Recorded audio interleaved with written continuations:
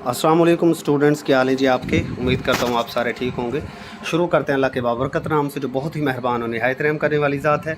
और खुश आमदीद कहते हैं आपको आज के बहुत ही ज़्यादा इंपॉर्टेंट लेक्चर में, जो कि बेसिक कंप्यूटर के हवाले से चल रहा है।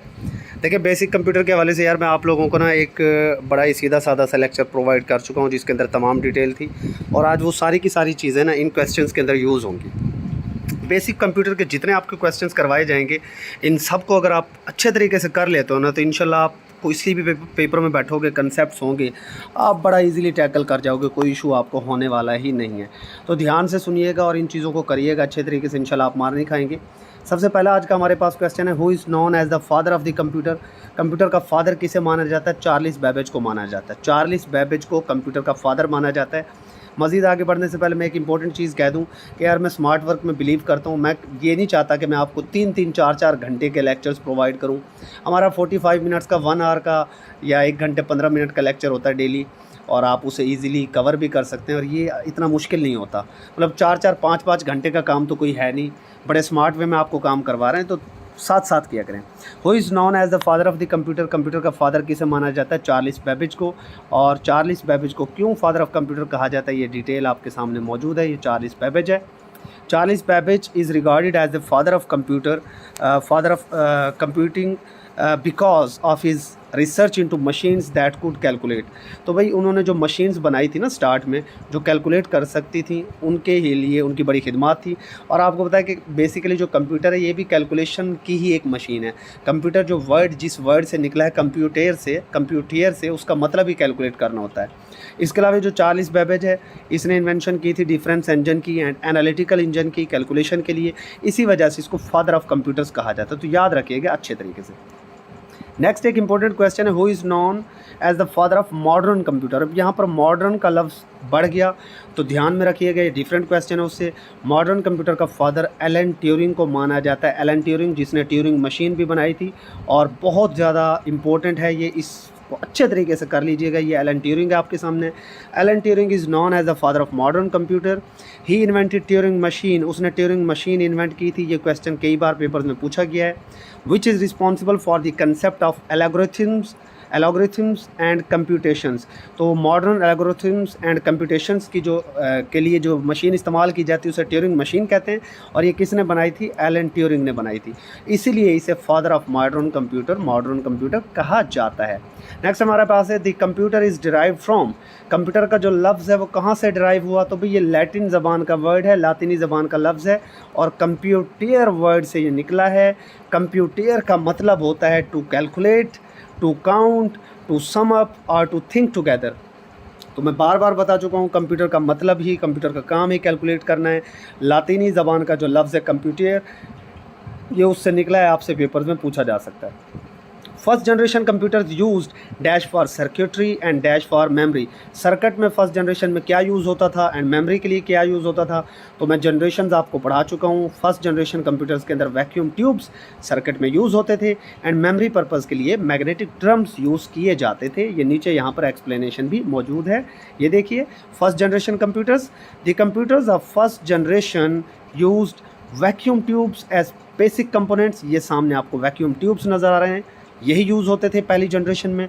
एंड ये मैग्नेटिक ड्रम्स उसके अंदर मेमोरी पर्पज़ के लिए यूज़ किए जाते थे। तो ये जनरेशन्स मैं आपको पहले भी पढ़ा चुका हूँ, मज़ीद यहाँ पर ये दोबारा हमने शामिल कर दिए हैं। ये जनरेशन्स को आप देख लीजिएगा, प्रीवियस पेपर्स में इनमें से बार बार क्वेश्चंस पूछे जाते हैं। फर्स्ट जनरेशन में vacuum tubes and valves use किए जाते थे। सेकेंड जनरेशन की अगर हम बात करें तो ट्रांजिस्टर्स यूज़ होते थे। थर्ड जनरेशन में आईसी या इंटीग्रेटेड सर्किट्स यूज़ होते थे। और इंटीग्रेटेड सर्किट्स के साथ जो टेक्नोलॉजी यूज़ होती थी वो एसएसआई यानी small scale integration and MSI medium scale integration technology इनके अंदर यूज़ होती थी। फोर्थ जनरेशन की बात करें बेटा तो LSI and VLSI. LSI stands for large scale integration and VLSI stands for very large scale integration. Plus fourth scale के अंदर माइक्रो प्रोसेसर्स भी यूज़ होते थे। तो ये पहले मैं वैसे पढ़ा चुका हूँ, तो आपने पिछला लेक्चर अगर सुना है तो आपको पता होगा। उसके अलावा फिफ्थ जनरेशन में एलसी यानी ultra large scale integration and artificial intelligence यानी कि एआई यूज़ होती थी। ये आपसे बार बार पूछा जाएगा पेपर्स में जनरेशन्स के हवाले से, तो आपको ये टेबल याद कर लेना है अच्छे तरीके से। Next, second generation computers were based on transistors. अभी ये मैंने ऊपर बताया आपको, ये देखिए ये सेकंड जनरेशन के अंदर ट्रांजिस्टर्स यूज़ किए जाते थे। ओके जी, ये यहाँ पर दोबारा लिख दिया गया है ये सेकंड जनरेशन के हवाले से। In this generation transistors were used that were cheaper, consumed less power and faster than the first generation machines made of vacuum tubes. Second generation के जो कंप्यूटर्स थे उनके अंदर ये वाले ट्रांजिस्टर्स यूज़ किए जाते थे और सेकंड जनरेशन के कंप्यूटर्स ज़्यादा फास्टर थे, बिजली कम इस्तेमाल करते थे, पावर का कम ज़िया करते थे और ये ज़्यादा सस्ते भी थे। नेक्स्ट क्वेश्चन हमारे पास, फ्लॉप्स या flops stands for what? Flops stands for option A यहाँ पर करेक्ट है, फ्लोटिंग पॉइंट ऑपरेशन पर सेकंड। फ्लोटिंग पॉइंट ऑपरेशन पर सेकंड, तो यार ये जो है ना बेसिकली सुपर कंप्यूटर्स के अंदर यूज़ होता है। फ्लॉप्स सुपर कंप्यूटर्स की जो कैपेबिलिटी होती है, उनकी जो सलाहियत है उसके बारे में ये बताता है। ये मेजरिंग यूनिट है बेसिकली, ये यहाँ पर लिख दिया गया है डिटेल कि फ्लॉप्स क्या हैं। फ्लोटिंग पॉइंट ऑपरेशन पर second, flops is the unit of measurement that calculates the performance capability of super computers। तो ये पेपर्स में उल्टा करके भी वो आपसे पूछ सकता है कि सुपर कंप्यूटर्स की कैपेबिलिटी या परफॉर्मेंस को किसके ज़रिए मापा जाता है? फ्लॉप्स या फ्लॉप्स के ज़रिए। ओके जी, नेक्स्ट चलते हैं जी आगे। नेक्स्ट है which language was used to program second generation computers. Second generation computers के अंदर कौन सी लैंग्वेज यूज़ की गई थी? तो machine language is the correct answer. ये लैंग्वेजेस मैं सारी की सारी आप लोगों को पढ़ा चुका हूँ प्रीवियस लेक्चर में। देखें भाई, सेकंड जनरेशन की अगर हम बात करें तो सेकंड जनरेशन के अंदर आपके पास असेंबली लैंग्वेज यूज़ होती थी और असेंबली लैंग्वेज जो आपकी होती थी वो लेटर्स पर मुश्तमिल होती थी, जिनको अल्फ़ाबेट्स आप कहते हैं, सिंपल अल्फ़ाबेट्स। ये जैसे MOV लिखा हुआ है, EBX लिखा हुआ है, या मैंने आपको बताया था वहाँ पर कि आप सम यूज़ करते थे, SUM सम आप यूज़ करते थे, डिवीजन के लिए DIV आप यूज़ करते थे। तो इस तरीके से आप अल्फ़ाबेट्स का एक पूरा का पूरा ब्लॉक वहाँ पर यूज़ करते थे, तो इसे आप असेंबली लैंग्वेज कहते हैं। जबकि जो मशीन लैंग्वेज इसके मुकाबले पर है उसके अंदर 101010 बाइनरी डिजिट्स का इस्तेमाल किया जाता था। ओके जी, और मशीन लैंग्वेज को आपकी जो असेंबली लैंग्वेज है उसको मशीन लैंग्वेज में कौन कन्वर्ट करता था, ये आप मुझे बताएंगे, ये मैं आप लोगों को पढ़ा चुका हूँ। नेक्स्ट हमारे पास है EDSAC stands for electronic delay storage automatic computer. Electronic delay storage automatic computer, इसकी डिटेल थोड़ा सा पढ़ लीजिएगा, या चलो देख लेते हैं जी। EDSAC is full form of electronic delay storage automatic calculator या कंप्यूटर एंड कैलकुलेटर आप अल्टरनेटिवली यूज़ कर सकते हैं। The first full size stored program computer, ये आपका पहला full size stored program computer था। भाई, स्टोर्ड प्रोग्राम से मुराद कंप्यूटर के अंदर मौजूद इंस्ट्रक्शंस हैं जिनसे आपका कंप्यूटर काम कर रहा होता है। Built at the university of Cambridge by Maurice Wilkes and others to provide a formal computer service for users. तो आप कम अज़ कम एडसेक किस चीज़ से, एडसेक स्टैंड्स फॉर व्हाट, ये याद कर लीजिए। और ये पहला full size stored program computer था, ये भी जहन में रखिए, आगे आ भी सकता है ये क्वेश्चन। इंस्ट्रक्शंस, नेक्स्ट क्वेश्चन है instructions and data that can be stored in the memory of computer for automatically directing the flow of operations, it is called dash concept. तो भाई स्टोर्ड प्रोग्राम कंसेप्ट है, आप instructions देते हैं computer को, उसे data देते हैं और उसके अंदर स्टोर करते हैं मेमोरी में, ताकि आपका कंप्यूटर ऑटोमेटिकली डायरेक्शंस दे और आपके ऑपरेशंस कंप्यूटर के फ्लो कर सकें प्रॉपर वे में। तो ये आपका स्टोर्ड प्रोग्राम इंस्ट्रक्शंस कहलाती हैं और इन्हीं के ज़रिए सारा का सारा आपका काम हो रहा होता है। ओके जी, नेक्स्ट हमारे पास है stored program concept was developed bye. Stored program का जो कंसेप्ट है वो किसने इंट्रोड्यूस करवाया था?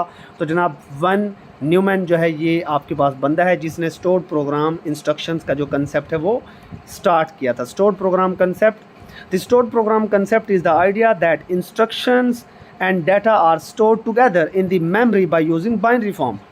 होता है बाइनरी फॉर्म ही कंप्यूटर समझता है, इंस्ट्रक्शन से डाटा उसके अंदर स्टोर कर दिया जाता है, यही स्टोर्ड प्रोग्राम है। The program is then fetched from memory an instruction at a time and executed. Memory से वो प्रोग्राम जो है वो इंस्ट्रक्शंस को लेता है और आगे आपका कंप्यूटर परफॉर्मेंस दिखाता है सारी। The concept was developed by von Neumann की तरफ से ये कंसेप्ट दिया गया था स्टोर्ड प्रोग्राम का। अच्छे तरीके से याद कर लीजिए। ये आपके पास फ्लो चार्ट भी थोड़ा सा बना हुआ है यार, ये बड़ा मैंने पहले भी ये वैसे आपको बता दिया था कि यहाँ पर आपका इनपुट डिवाइसेस है, यहाँ पर आपके आउटपुट हैं, और ये ऑक्सिलरी स्टोरेज डिवाइसेस यानी जो सेकेंडरी स्टोरेज डिवाइसेस आप मददगार यूज़ करते हैं वो, ये आपका यहाँ पर CPU पड़ा होता है। CPU के अंदर कंट्रोल यूनिट होता है, अरिथमेटिक लॉजिक यूनिट होता है, और ये मेमोरी यूनिट की मदद से सारे के सारे काम परफॉर्म किए जा रहे होते हैं। तो ये पहले भी मैंने करवा दिया आपको।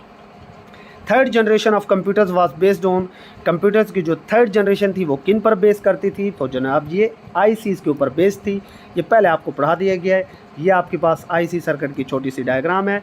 The period of third generation was from 1965 to 1971, ये पीरियड भी आपने याद करना है। इट यूज्ड आईसी और integrated circuits in place of transistors, transistors की जगह पे इसमें आईसी आ गए और एक सिंगल आईसी में बहुत सारे ट्रांजिस्टर्स यूज़ होते थे।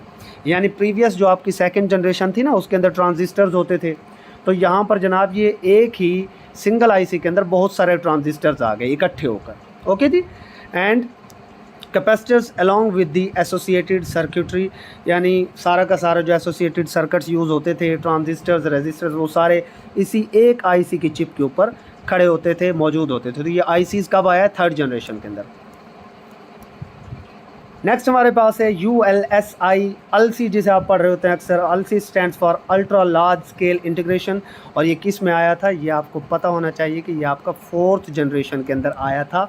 अल्ट्रा लार्ज स्केल नहीं, अल्ट्रा लार्ज स्केल आया था आपका फिफ्थ जनरेशन के अंदर, है ना, फिफ्थ जनरेशन के अंदर आया था अल्सी। ये आपके पास आ गया ultra large scale integration, which refers loosely to placing more than about 1 million circuit elements on a single chip.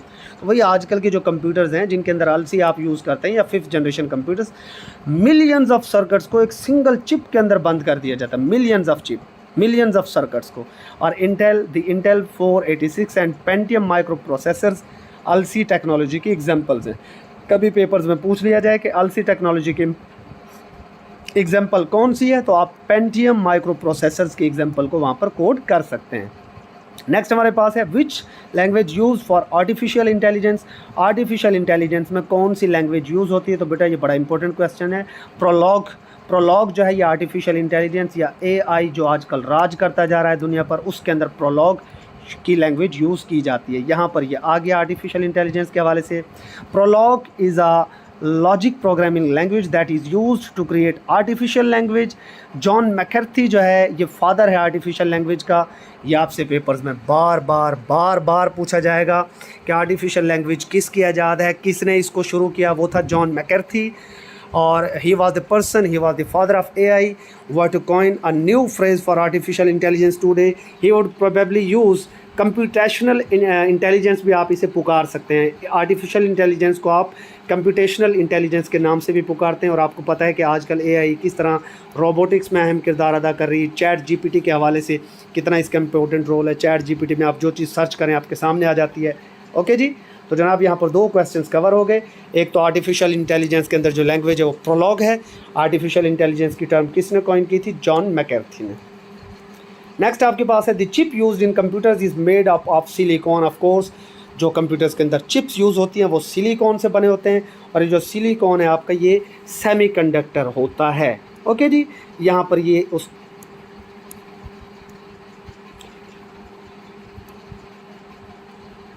Just a minute. अच्छा बेटा, यहाँ पर ये आपके पास ये चिप के बारे में भी मालूमात सारी लिख दी गई हैं। A microchip also called a chip, a computer chip and integrated circuit chip भी आप इसे कह सकते हैं। ये एक सेट ऑफ इलेक्ट्रॉनिक सर्किट्स है, और एक छोटे से पीस के ऊपर ये देखें कितने सारे सर्किट्स आपको नज़र आ रहे हैं। यही वो चिप है। It is made up of semiconductor material which is normally silicon. Silicon valley कहाँ पर है? आपको पता होगा कंप्यूटर्स के हवाले से सिलिकॉन वैली कैलिफोर्निया USA के अंदर मौजूद है। तो भाई कंप्यूटर की चिप सिलिकॉन से बनी होती है, बड़ा इंपॉर्टेंट है ये आपके लिए। 4th generation computers were based on micro processors. भाई 4th जनरेशन के अंदर माइक्रो प्रोसेसर्स यूज़ होते थे। ये आपको मैं कई बार पढ़ा चुका हूँ पहले भी। ये देखिए 4th generation computers, the 4th generation computers were developed using micro processors, और इनके अंदर VLSI टेक्नोलॉजी यूज़ होती थी। VLSI एंड LSI भी यूज़ होती थी। LSI stands for large scale integration, VLSI stands for very large scale integration, और micro processor इनके अंदर यूज़ होते थे। ये माइक्रो प्रोसेसर चिप है आपके पास। उसके बाद क्वेश्चन नंबर 17 है the first computer language developed was. जो पहली कंप्यूटर लैंग्वेज डेवलप हुई थी वो कौन सी थी? तो बेटा जी वो आपके पास फोर्ट्रॉन थी। सबसे पहली कंप्यूटर लैंग्वेज कौन सी थी? फोर्ट्रॉन। जब आप 4th जमात में पढ़ते थे उस वक्त फोर्ट्रॉन आई थी। मजाक कर रहा हूँ वैसे। फर्स्ट कंप्यूटर लैंग्वेज कौन सी है बेटा? फोर्ट्रॉन है, जिसे आप पढ़ सकते हैं, और फार्मूला ट्रांसलेशन आप इसे पढ़ते हैं। फॉर से फार्मूला है और ट्रांस से ट्रांसलेशन है। Was first high level programming language software invented by John Bacchus ने इसको इन्वेंट किया था फॉर IBM के लिए बनाई गई थी और ये 1954 में बनाई गई, रिलीज़ हुई 1957 में। बस इतना ही याद कर लें तो काफ़ी है। आजकल भी फोर्ट्रान को programming, scientific and mathematical applications के अंदर यूज़ किया जाता है। IBM स्टैंड्स फॉर व्हाट, ये मेरा आपसे क्वेश्चन है, आपसे पेपर में पूछा जा सकता है।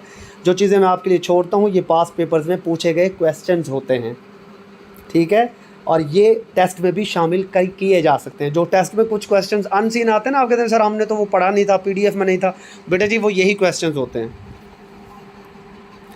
नेक्स्ट आपके पास है which was the first computer spreadsheet programme, पहला स्प्रेडशीट प्रोग्राम कौन सा था। आजकल तो आपको पता है कि एक्सेल जो है यूज़ किया जाता है, एक्सेल स्प्रेडशीट प्रोग्राम, लेकिन पहला स्प्रेडशीट प्रोग्राम कौन सा था, वो था आपके पास VisiCalc, और ये भी पेपर्स में पूछा गया क्वेश्चन है। VisiCalc आपका पहला स्प्रेडशीट प्रोग्राम था, ये आपके सामने मौजूद है। VisiCalc में कुछ इस तरीके से रीडिंग सामने शो होती थी, जबकि आजकल जो आपका एक्सेल है उसके अंदर आपके पास कॉलम्स एंड टेबल्स बनते हैं इस तरीके से, वो भी आगे आ जाएगा। VisiCalc for visible calculator, VISI से बनता है विजिबल एंड CLC से बनता है कैलकुलेटर। ये पेपर्स में पूछा भी जा सकता है कि VisiCalc stand for visible calculator. ये फर्स्ट स्प्रेडशीट प्रोग्राम था जो पर्सनल कंप्यूटर्स के लिए बनाया गया था पहली बार, originally release for Apple II by VisiCorp in 1979। तो बाकी डिटेल याद ना भी हो तो बेटा जी कम से कम पहली लाइन में जो लिखा होता है वो ज़रूर याद कर लिया करें कि VisiCalc stands for visible calculator, और ये 1979 में बना था।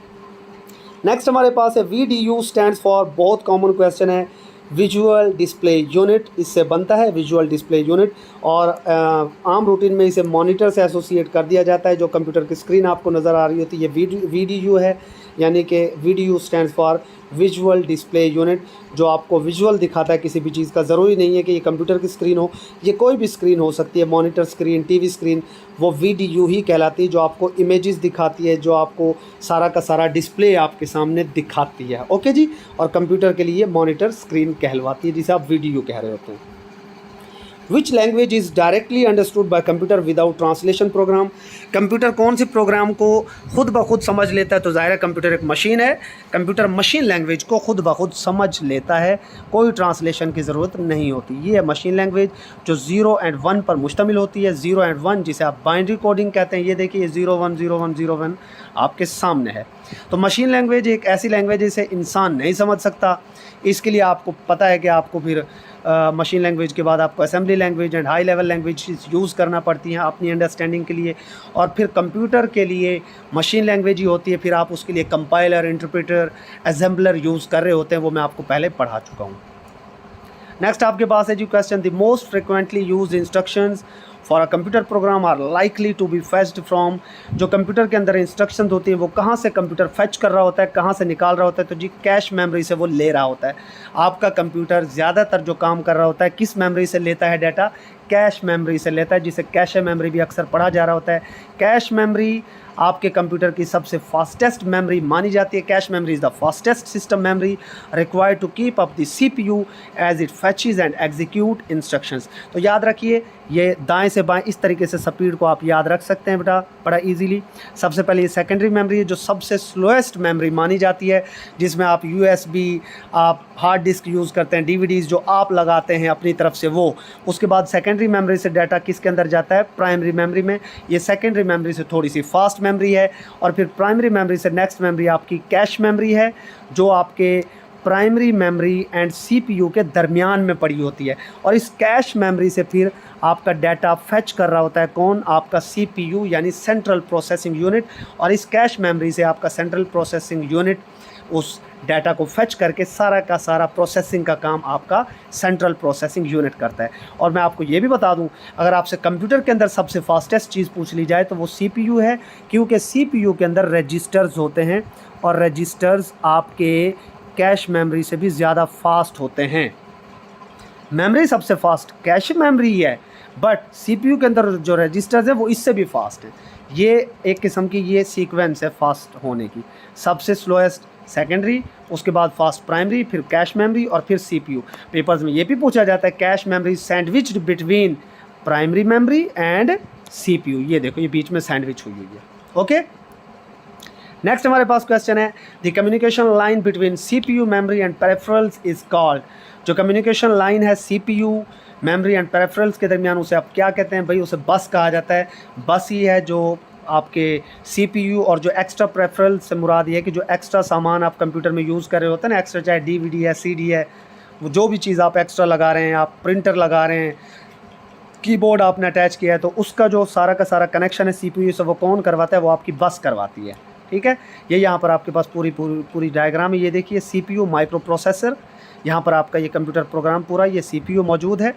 यहाँ पर ये आपने इनपुट दिया, स्कैनर आपने अटैच किया, कैमरा अटैच किया, कीबोर्ड अटैच किया, माउस अटैच हुआ, प्रिंटर अटैच हुआ, स्पीकर्स, मॉनिटर, ये सारी की सारी जो अटैचमेंट है CPU के ज़रिए, सारी की सारी अटैचमेंट को कौन काम करवा रहा होता है? बस। आपकी बस ये सारा का सारा काम करवा रहे थे। बस है क्या? Bus is a communication system that transfers data between components inside a computer और बिटवीन कंप्यूटर। जितने भी कंपोनेंट्स जो कंप्यूटर में आप यूज़ करते हैं उनके दरमियान सारी की सारी कम्युनिकेशन बस के ज़रिए होती है। यार जैसे आप फ़र्ज़ करें मुल्तान के रिहायशी हैं और आपने कोई पैगाम पहुंचाना है, पहले अब तो फ़ोन आ गए ना, पहले जब फ़ोन नहीं थे और आपने वो पैगाम लाहौर पहुंचाना है तो आप बसेस के ज़रिए जाते थे ना। हालांकि ये लाहौर और मुल्तान दोनों पाकिस्तान के एरियाज़ हैं, बट आप बस के ज़रिए कम्युनिकेशन करते थे, बस में बैठ के गए पैगाम पहुंचवाया। इसी तरह कंप्यूटर के अंदर जितने भी पार्ट्स हैं ना, उन सारे पार्ट्स के दरमियान जो कम्युनिकेशन होती है वो किसके ज़रिए होती है? वो बस के ज़रिए होती है। ओके, नेक्स्ट है जी RISC, जिसे आप रिस्क भी पढ़ लेते हैं, stands for reduced instruction set computer. Reduced instruction set computer, reverse नहीं है। बहुत सारे बच्चे इसे रिवर्स को टिक करके आ जाते हैं। RISC stands for reduced instruction set computer. Okay जी, यहाँ पर ये थोड़ी सी इसकी डिटेल भी मौजूद है, इसको आप थोड़ा सा खुद से देख लीजिएगा। नेक्स्ट हमारे पास क्वेश्चन नंबर 24 है dash is a resistor for short term intermediate storage of arithmetic and logical data in computer CPU। मैं आपको पहले ही बता चुका हूँ कि कंप्यूटर के CPU के अंदर रजिस्टर्स मौजूद होते हैं आपके, जो intermediate storage of arithmetic and logical data. ज़ाहिर है सारा का सारा CPU के अंदर ही आपका अरिथमेटिक एंड लॉजिकल यूनिट होता है, जो इस सारे अरिथमेटिक एंड लॉजिकल काम को परफॉर्म कर रहा होता है, प्रोसेसिंग कर रहा होता है। तो इस सारे काम के लिए वहाँ पर जो टर्म आपके पास यूज़ होगी वो अक्यूमुलेटर है। अक्यूमुलेटर, ठीक है, ये यहाँ पर लिखा हुआ है। अक्यूमुलेटर बेसिकली क्या है? अक्यूमुलेटर CPU के अंदर मौजूद एक रजिस्टर है that is similar to the general purpose register. जैसे आप जनरल पर्पस का अपने घर में रजिस्टर यूज़ करते हैं ना, उसी तरह अक्यूमुलेटर जो है एक रजिस्टर होता है CPU के अंदर। इट होल्ड्स डाटा और the results of an operation during the processing cycle. भाई देखो, फ़र्ज़ करो आप कहते हो कि जी 2 और 4 को जमा करें तो क्या रिज़ल्ट आएगा? आंसर आता है 6।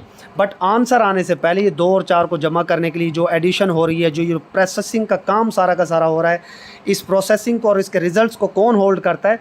अक्यूमुलेटर आपका होल्ड कर रहा होता है। अगर 2 और 4 को आप ज़रब करें, तकसीम करें, ये सारी की सारी प्रोसेसिंग, इसका रिकॉर्ड कहाँ पर हो रहा होता है? इकट्ठा अक्यूमुलेटर के अंदर। ओके, फिर बाद में रिज़ल्ट निकल करके आ जाता है 6। The accumulator can hold one of the 2 operand during any arithmetic logical unit operation। ठीक है, तो ये सारा का सारा रिकॉर्ड मेंटेन करना accumulator का काम है।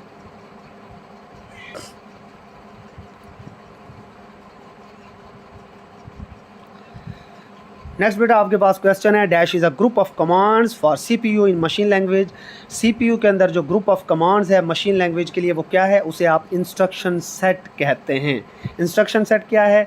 An instruction set is a group of commands for CPU। या CPU भी तो ग्रुप ऑफ कमांड्स के ऊपर ही काम करेगा ना। जब तक आप कमांड्स नहीं देंगे कंप्यूटर खुद ब खुद तो काम नहीं करता।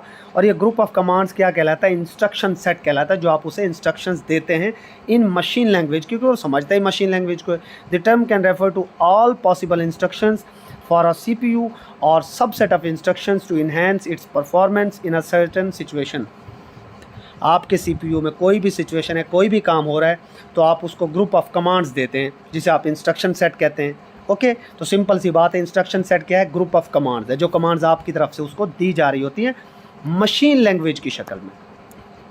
Next, which register keeps track of instructions in the program stored in memory. Program stored मैं आपको बता चुका हूँ, जो प्रोग्राम स्टोर्ड होता है आपकी मेमोरी में, उसके इंस्ट्रक्शंस का जो ट्रैक है, मुकम्मल ट्रैक, वो कौन सा रजिस्टर रखता है? रजिस्टर कहाँ होता है? CPU में।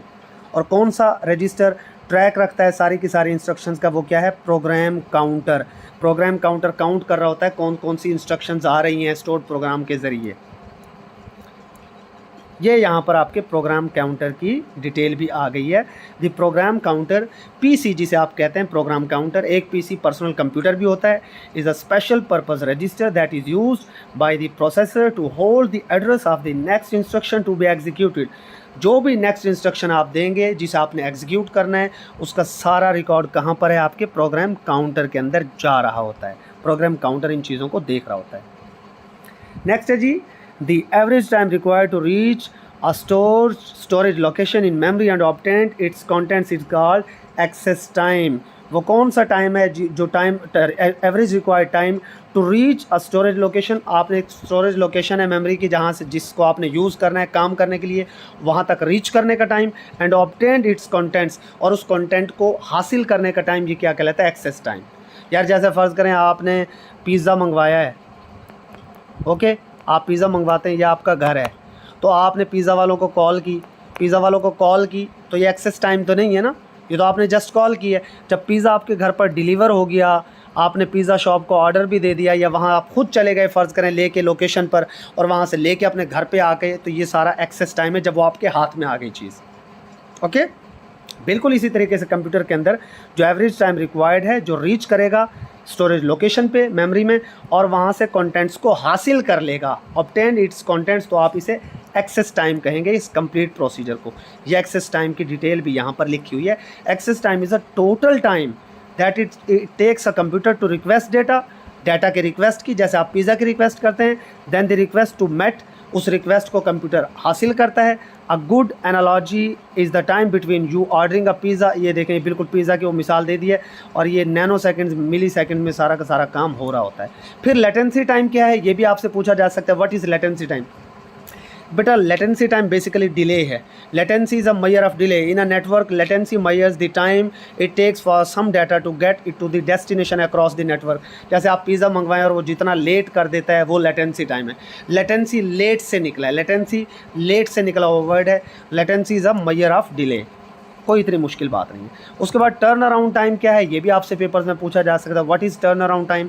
TAT जिसे आप बोलते हैं, TAT turn around time is the time interval from the time of submission of a process to the time of completion of the process.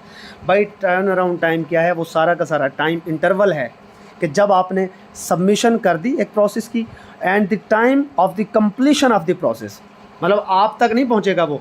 आपने जैसे फ़र्ज़ करें पिज़्ज़ा के लिए रिक्वेस्ट कर दी, और वहाँ से जी वो कहते हैं जी आपका पिज़्ज़ा तैयार हो गया है, तो ये जो तैयार होने तक का प्रोसीजर है इसे आप टर्न अराउंड टाइम कहते हैं। जबकि जो पीछे हमने टाइम पढ़ा था, जो पीछे हमने टाइम पढ़ा है ये वाला जो एक्सेस टाइम पढ़ा है, इसके अंदर तो वो कंप्लीट उस तक पहुँच गया था ना, लेकिन टर्न अराउंड टाइम में ये समझ लें कि आपका ऑर्डर तैयार होता है। Turn around time is the time interval for the time submission of a process to the time of completion of the process. It can also be considered as the sum of the time periods spent waiting to get its memory or ready execution of CPU and executing input output. Simple, आप computer से कोई काम लेना चाहते हैं, आपने उसको instructions दी, और टर्न अराउंड टाइम वो टाइम है जितना टाइम वो उस आपकी रिक्वेस्ट को एक्सेप्ट करने में लेगा। फर्दर प्रोसीजर का टाइम इसके अंदर शामिल नहीं होता, तो ये टर्न अराउंड टाइम है। नेक्स्ट आपके पास है रेस्पॉन्स टाइम। तो ऑफ कोर्स रिस्पॉन्स टाइम वही है कि response time is the total amount of time it takes to respond to a request. आपने जो रिक्वेस्ट की उसको रिस्पॉन्ड करने में जो टाइम लगा वो रिस्पॉन्स टाइम कहलाता है। अब नेक्स्ट ये क्वेश्चंस भी आ जाएंगे, हो सकता है इससे रेलेवेंट आपके पेपर्स में। Next question number 28, the pattern of printed lines on most products are called bar codes.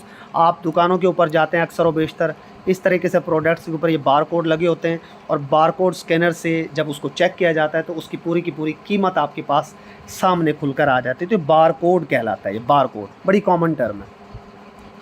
Next हमारे पास है MICR स्टैंड्स फॉर, बहुत इंपॉर्टेंट क्वेश्चन है यार। MICR stands for magnetic ink character recognition, इसे पढ़ा जाता है। मैग्नेटिक इंक कैरेक्टर रिकॉग्निशन ये क्या है, यहाँ पर ये डिटेल मौजूद है। MICR is a device that can recognize human readable characters printed on documents such as cheques using a special magnetic ink. यार ये चेक के ऊपर अक्सर व बेशतर, ये यहाँ पर आप चेक के ऊपर देखेंगे ना, ये यहाँ पर कुछ कैरेक्टर्स लिखे होते हैं जिन्हें आप लोग भी पढ़ सकते हैं, 000240000 इन्हें। लेकिन मैग्नेटिक इंक ये जो आपके पास MICR magnetic ink character recognition, ये पढ़ने के लिए यूज़ किया जाता है इन स्पेशल कैरेक्टर्स को, और ये मैग्नेटिक इंक के ज़रिए लिखे जाते हैं। तो ये MICR है जो स्पेशल कोर्स को पढ़ने के लिए यूज़ किया जाता है। क्वेश्चन नंबर 30 है, which unit is use to measure the speed of printer. Printer की स्पीड किस तरह ये मालूम करेंगे। ज़ाहिर है पेजेस पर मिनट PPM, जितने पेजेस वो पर मिनट निकाल रहा है वही आपकी प्रिंटर की स्पीड मानी जाती है। और ये जनाब आपके पास मौजूद है पेजेस पर मिनट के हवाले से, जितने पेजेस निकलेंगे। Pages per minute is use to describe printer speed. If जैसे फ़र्ज़ करें अगर वो आपको 1 मिनट में 15 पेजेस निकाल रहे हैं तो आपकी स्पीड होगी 15 PPM। नेक्स्ट आपके पास है व्हाट इज़ डॉट्स पर इंच, DPI। भाई DPI क्या है, डॉट्स पर इंच। अभी डॉट्स पर इंच क्या है, ये भी प्रिंटर के लिए यूज़ होता है, लेकिन यार याद रखना डॉट्स पर इंच आपके प्रिंटर की स्पीड नहीं बताता, बल्कि डॉट्स पर इंच आपके प्रिंटर की रेजोल्यूशन बताता है कि भाई आपका प्रिंट कितना साफ़ आ रहा है। फ़र्ज़ करें आपके प्रिंटर में जितने ज़्यादा डॉट्स आपका प्रिंटर लेगा ना पर इंच, जितने ज़्यादा डॉट्स होंगे उतना ही क्लियर इमेज वो आपको देगा। तो DPI स्टैंड्स फॉर डॉट्स पर इंच। और ये आपके प्रिंटर की क्या शो करता है, रेजोल्यूशन शो करता है, जबकि पेजेस पर मिनट उसकी स्पीड को शो करते हैं। ये भी आपसे पेपर्स में पूछा जा सकता है। और आपका जो मॉनिटर है उसके रेजोल्यूशन को अगर आपने चेक करना है, मॉनिटर की रेजोल्यूशन को अगर आप चेक करना चाहते हैं तो उसके लिए क्या यूज़ होता है, PPI, पिक्सल पर इंच। PPI पिक्सल्स पर इंच। यहाँ पर जितने ज़्यादा पिक्सल्स होंगे आपके पर इंच उतना ही आपका रेजोल्यूशन मॉनिटर स्क्रीन के ऊपर आपको इमेज ज़्यादा क्लियर नज़र आएगा, जबकि प्रिंटर के लिए डॉट्स पर इंच है। याद रखिएगा प्रिंटर के लिए DPI डॉट्स पर इंच और मॉनिटर की रेजोल्यूशन के लिए PPI पिक्सल्स पर इंच। इसका फ़र्क आपने जहन में रखना, ये पूछा जाएगा आपसे। नेक्स्ट जॉयस्टिक मैं आपको पहले ही पढ़ा चुका हूँ, कंप्यूटर गेम्स के लिए यूज़ की जाती है। और ये आपके सामने जॉयस्टिक का मैं पहले पढ़ा चुका हूँ, इसको खुद से आप देख लीजिएगा जॉयस्टिक क्या है। यहाँ इसके ऊपर भी एक बटन लगा होता है टॉप पर। उसके बाद a parallel port is most often used by. Parallel port को कौन यूज़ करता है, प्रिंटर्स ही यूज़ करते हैं। यह आपने देखा होगा इस तरीके का प्रिंटर्स के अंदर ये लगा होता है। अ पैरेलल पोर्ट क्या है, a parallel port is an interface allowing a personal computer to transmit or receive data down multiple bundles cables to peripheral device such as printer। यार प्रिंटर्स के अंदर ज़ाहिर है आपने केबल्स लगा के सारा का सारा काम करना है, तो ये जो पैरेलल पोर्ट है ये आपके प्रिंटर्स के अंदर ज़्यादातर यूज़ हो रहा होता है। तो इतना कोई मुश्किल क्वेश्चन नहीं है, पैरेलल पोर्ट होता ही आपके प्रिंटर्स के अंदर है। आप चेक कर लीजिएगा अपना प्रिंटर बेशक। क्वेश्चन नंबर 33 है, external devices such as keyboard, printer, modem. जो आप कंप्यूटर के साथ एक्स्ट्रा डिवाइसेस अटैच करते हैं ना अपने कंप्यूटर के साथ, एक्स्ट्रा डिवाइसेस, वो क्या कहलाते हैं, प्रेफरल्स कहलाते हैं। तो यार ये तो इंग्लिश का वर्ड है सिंपल, प्रेफरल्स। एक्स्ट्रा जो आपके आलात होते हैं कंप्यूटर के साथ लगे हुए, ये सारे के सारे, ये देखो, ये फ़र्ज़ करो आप प्रिंटर लगा रहे हो, उसके साथ ये आप कीबोर्ड लगा रहे हो, माउस लगा रहे हो, कैमरा लगा रहे हो, ये सारे के सारे आपके प्रेफरल्स कहलाते हैं। नेक्स्ट आपके पास है, first computer mouse was invented by first computer mouse किसने बनाया था। तो ये मैं आपसे पहले भी आपको मैं पढ़ा चुका हूँ माउस के मुतालिक। डाउग्लस एंगलबर्ट जो बंदा था इसने बनाया था, पेपर्स में आपसे पूछा जाएगा बार बार। और ये सामने इसकी तस्वीर है, इसने पहला आपके पास माउस बनाया था कंप्यूटर का 1963-64 में। और ये बड़ा इम्पोर्टेंट आपके पास एक इंस्ट्रूमेंट होता है कंप्यूटर्स का।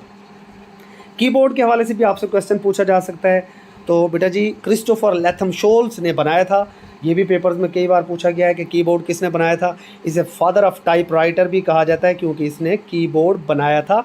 Is known as the inventor of first QWERTY keyboard in November 1870। पहला क्वर्टी जो कीबोर्ड है वो किसने बनाया है, वो आपके क्रिस्टोफर लैथम शोल्स ने बनाया। तो ये आपसे पेपर्स में पूछा जाएगा, बार बार पूछा जाएगा। अच्छा ये तो जो आपका आवाज़ है ना, इसमें तो तार आप लगाते हो फिर ये कंप्यूटर से अटैच होता है, ये वायरलेस नहीं है। बट आपको पता है कि आजकल वायरलेस कीबोर्ड्स भी मार्केट के अंदर आ चुके हैं जिन्हें आप ब्लूटूथ से कनेक्ट कर लेते हो। तो वायरलेस कीबोर्ड किसने बनाया था, जैप हार्स्टन ने बनाया था। जैप हार्स्टन जो है बंदा है, उसने वायरलेस कीबोर्ड बनाया था 1994 में। और इसके अंदर आप ब्लूटूथ के ज़रिए बगैर किसी तार के इसको कंप्यूटर से कनेक्ट कर सकते हैं। बड़ा इंपॉर्टेंट है यार ये कीबोर्ड किसने बनाया और माउस किसने बनाया।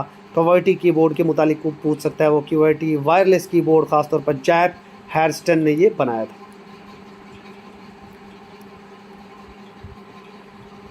हाँ जी, नेक्स्ट हमारे पास क्वेश्चन है बेटा आपके पास, the display size of monitor is measured diagonally. जो आप मॉनिटर देखते हो तो उसकी जो आप मेजरमेंट करते हो वो डायगनली इस तरीके से मेजर करते हो, यूँ मेजर नहीं करते, इस तरीके से डायगनली आप उसकी मेजरमेंट करते हो। ये देखें यूँ डायगनली मेजरमेंट करते हो तो ये मॉनिटर की साइज़ आपको बताता है। ये फ़र्ज़ करें, ये देखें 55 इंच की LED है आपकी, तो ये 55 इंच यहाँ से देखा जाएगा, इधर से नहीं देखा जाएगा, इधर से तो कम होगा ये डायगनली इसकी मेजरमेंट की जाती है। नेक्स्ट हमारे पास LED stands for light emitting diode. LED क्या है? एक लाइट एमिटिंग डायोड। आपका ये सेमीकंडक्टर डिवाइस होता है, ये भी जहन में रखिएगा, सिलिकॉन भी सेमीकंडक्टर था। तो ये देखें, ये LED है आपके पास, ये लाइट एमिटिंग डायोड है और ये इसके छोटे छोटे सैंपल्स हैं। Light emitting diode is a semiconductor light source that emits light when current flows through it. जब भी इसमें से करंट गुजरेगा तो ये लाइट की शक्ल में आपको डाटा प्रोवाइड करेगा, LED। नेक्स्ट आपके पास प्रिंटर रेजोल्यूशन आप किससे मेजर करते हैं? मैं पीछे पढ़ा चुका हूँ, डॉट्स पर इंच यानी DPI। 1 इंच में जितने ज़्यादा डॉट्स होते हैं उतने ही आपकी प्रिंटर की रेजोल्यूशन बढ़ती है। ओके जी, तो DPI में पीछे आपको पढ़ा चुका हूँ। नेक्स्ट आपके पास क्वेश्चन नंबर 38 है। Dash is an input device that converts analog information into digital information. आपका कौन सा डिवाइस है जो एनालॉग इन्फॉर्मेशन को डिजिटल इन्फॉर्मेशन में कन्वर्ट करता है? तो वो है बेटा जी डिजिटाइज़र। डिजिटाइज़र एनालॉग इन्फॉर्मेशन को डिजिटल इन्फॉर्मेशन में कन्वर्ट कर देता है। तो ये आपके पास जनाब डिजिटाइज़र की एक्सप्लेनेशन भी मौजूद है। A digitizer is a hardware device that receives analog information such as sound or light and converts it into digital form। आजकल के टैब्स वगैरह भी आप देख लें, अपना मोबाइल देख लें, टच स्क्रीन, ये हमारे डिजिटाइज़र ही हैं। तो ये डिजिटाइज़र कोई इतनी मुश्किल बात नहीं है, आप स्टाइलस पेन के ज़रिए भी इसको डिजिटाइज़र को मतलब कंसिडर कर सकते हैं। तो ये टच स्क्रीन आपका सारा का सारा जो सिस्टम है डिजिटाइज़र ही है, जो आपके एनालॉग सारी की सारी उसको डिजिटल फॉर्म में कन्वर्ट कर देता है। Question number 39। Dash printer prints the characters by striking them on ribbon which is then pressed on paper. भाई कौन सा प्रिंटर है जो स्ट्राइक करेगा रिबन के ऊपर फिर प्रिंट आएगा? तो स्ट्राइक कर रहा है तो इसका मतलब है वो टच कर रहा है ना, इम्पैक्ट प्रिंटर हो जाएगा सिंपल। जो स्ट्राइक नहीं करेगा, टच नहीं करेगा, वो नॉन इम्पैक्ट हो जाएगा। ये आपके पास इम्पैक्ट प्रिंटर और नॉन इम्पैक्ट प्रिंटर मुकाबले में दिखा दी गई। ये इम्पैक्ट प्रिंटर है, अक्सर सरकारी ऑफिस में होता है, टक टक टक की आवाज़ आ रही थी, यहाँ से रोलर घूमता है टक टक टक। और ये नॉन इम्पैक्ट प्रिंटर है, यहाँ पर इम्पैक्ट नहीं होता, ये नॉन इम्पैक्ट प्रिंटर है, यहाँ इतना शोर शराबा भी नहीं हो रहा होता आपका। ओके जी, यहाँ पर ये देखिए, ये इम्पैक्ट प्रिंटर, ये यहाँ पर इम्पैक्ट प्रिंटर की डिटेल है। Impact printer are printers whereby the ribbon is pressed against the paper. आपका रिबन पेपर को प्रेस करता है एंड डिजायर्ड करैक्टर जो आपके हैं सारे के सारे उसके ऊपर छप के आ जाते हैं। इसकी एग्जांपल्स क्या हैं? डॉट मैट्रिक्स प्रिंटर आपका इम्पैक्ट प्रिंटर है, डेजी व्हील प्रिंटर भी आपका इम्पैक्ट प्रिंटर है, एंड लाइन प्रिंटर भी आपका इम्पैक्ट प्रिंटर है। ये पेपर में पूछा जा सकता है कि वहाँ पर वो पेपर में दे देगा Daisy wheel printer is an example of impact printer, non impact printer, laser printer etcetera, इस तरीके से ऑप्शन दे देगा। यहाँ पर ये क्लासिफिकेशन हमने प्रिंटर्स की आपके लिए शामिल कर दी है, इसको रट्टा मार लेना, यहीं से क्वेश्चन उठाए जाएंगे पेपर्स में आपके, सिंपल क्वेश्चंस। ये जनाब क्लासिफिकेशन है प्रिंटर्स की। ये इम्पैक्ट प्रिंटर्स हैं, कौन कौन से हैं जी? डेजी व्हील है, डॉट मैट्रिक्स और एक लाइन प्रिंटर भी होता है। नॉन इम्पैक्ट की बात करें बेटा हम आपके सामने, तो नॉन इम्पैक्ट में आपके पास इंक जेट आ जाता है, आजकल थर्मल प्रिंटर आ जाता है और लेज़र प्रिंटर आ जाता है। लेज़र भी नॉन इम्पैक्ट है, थर्मल भी नॉन इम्पैक्ट है और इंक जेट भी नॉन इम्पैक्ट है, और आजकल ज़्यादातर नॉन इम्पैक्ट प्रिंटर्स ही यूज़ किए जा रहे हैं। उसके बाद क्वेश्चन नंबर 40 है। LCD stands for liquid crystal display. LCD stands for liquid crystal display. वैसे आजकल LEDs आ गई हैं, light emitting diodes, but LCD भी चल रही हैं। और LCD की जब आप स्क्रीन पर यू टच करो ना, ऐसे पानी पानी सा महसूस होता है। यहाँ देखो मेरे मोबाइल पे नहीं हो रहा महसूस, मैं टच भी कर रहा हूँ क्योंकि मेरा मोबाइल की स्क्रीन LED है। जो LCD स्क्रीन वाले होते हैं ना, उनके ऊपर ऐसे पानी पानी सा महसूस होता है। LCD stand for liquid crystal display is a type of flat panel आपके कंप्यूटर या मोबाइल के स्क्रीन को कहते हैं, which uses liquid crystal in आपके पास in its primary form of operation. इसके अंदर एक खास किस्म का लिक्विड यूज़ किया जाता है। नेक्स्ट आपके पास है laser printer and ink jet printer. ये किसकी मिसालें हैं? तो अभी मैंने आपको पढ़ाया ऊपर, नॉन इम्पैक्ट प्रिंटर्स हैं। ये नॉन इम्पैक्ट प्रिंटर्स कौन से होते हैं जी? ये डिटेल देख लीजिए। A printer that prints without heating a ribbon. All printers today are non impact printers. आजकल जितने भी प्रिंटर्स हैं वो सारे के सारे नॉन इम्पैक्ट ही हैं, जैसे LED प्रिंटर है, इंक जेट प्रिंटर है, सॉलिड इंक प्रिंटर है आपके पास, लेज़र प्रिंटर, ये सारे के सारे नॉन इम्पैक्ट प्रिंटर्स आ रहे हैं अब। Question number 42। Dash is a computer printer for printing vector graphics. कौन सा प्रिंटर है जो वेक्टर ग्राफिक्स या बड़े बड़े जो आपके बैनर्स बनते हैं उनको, या जो बड़े बड़े आपके पैनाफ्लेक्स बनते हैं उनको कौन निकाल कर देता है? प्लॉटर। ये मैं आपको पढ़ा चुका हूँ पहले। ये जनाब प्लॉटर पड़ा हुआ है आपके पास, ये देखिए बड़े बड़े बैनर्स और ये कलर्ड वेक्टर ग्राफ सारे के सारे प्लॉटर से आप निकालते हैं। 43 nibble is equal to 4 bits. Nibble किसके बराबर है? 4 बिट्स के। अब देखिए 0 और 1 ये 2 बिट्स हैं, ये क्या है? 2 बिट्स हैं। अगर इस तरह के 4 बिट्स इकट्ठे हो जाएं 4 बिट्स, तो वो क्या बन जाता है? निबल बन जाता है। और उसके बाद द टर्म गीगाबाइट किसके इक्वल है? 1024 MB यानी मेगाबाइट्स के बराबर। नीचे यूनिट का पूरा टेबल आपके लिए हमने यहाँ पर शामिल कर दिया है। इसको आप चेक कर लीजिएगा, काफ़ी टाइम कंज्यूमिंग प्रोसेस होता है इन चीज़ों को इकट्ठा करने में। ये देखिए बिट क्या है बेटा? बिट आपके पास 0 और 1 है, जिसे आप बाइनरी डिजिट कहते हैं। बहुत बार आपसे पेपर में पूछा जाएगा। निबल क्या है? ये 4 बिट्स है, ये आपके पास निबल है। फिर बाइट या ऑक्टेट के मुतालिक आपसे पूछा जाएगा। बाइट कितने के बराबर है? 20 से ज़ाहिर करते हैं, यहाँ पर आपके पास 8 बिट्स आ जाते हैं। फिर KB या किलो बाइट, इसमें आ जाते हैं 1024 बाइट्स, यानी पिछली जो रीडिंग है वो अगले में शामिल हो जाती है। फिर आ जाता है मेगा बाइट यानी कि MB, इसमें आ जाएंगे 1024 KB, पिछले वाला KB। फिर आ जाता है नेक्स्ट GB यानी कि गैगाबाइट, उसमें कितने MB हो जाएंगे? फिर 1024 MB। तो रे इस तरह ना 1024 आगे बढ़ता जाता है। तो बेटा जी सारे याद ना भी हों तो कम अज़ कम यार दोनों रब दा वास्ता ही पाई, एक कम अज़ कम GB तक ज़रूर याद कर लो, बल्कि TB तक, टेराबाइट तक याद कर लो इनको। बहुत बार पूछा जाता है भाई बिट क्या है? 0 और 1 है। निबल क्या है? 4 बिट्स हैं। बाइट या ऑक्टेट क्या है? 8 बिट्स हैं। अच्छा एक क्वेश्चन मैं आपके लिए यहाँ पर छोड़ता हूँ, एक पूरा वर्ड कितने बिट्स से बनता है ये आप मुझे बताएंगे। ये आपके लिए मैं छोड़ रहा हूँ, पूछा जाएगा पेपर्स में भाई एक वर्ड कितने बिट्स से बनता है। नेक्स्ट क्वेश्चन नंबर 45 है, dash is a computer storage that only maintains its data while the device is powered. वो कौन सी स्टोरेज है जो उस वक्त काम करती है सिर्फ जब आपकी डिवाइस ऑन हो? तो भाई वॉलेटाइल मेमोरी है, क्योंकि वॉलेटाइल मेमोरी कंप्यूटर को ऑफ करने से ख़त्म हो जाती है। तो ये रैम रोम मैं आपको पढ़ा चुका हूँ, वही है ये रैम, जिसे आप रैंडम एक्सेस मेमोरी कहते हैं।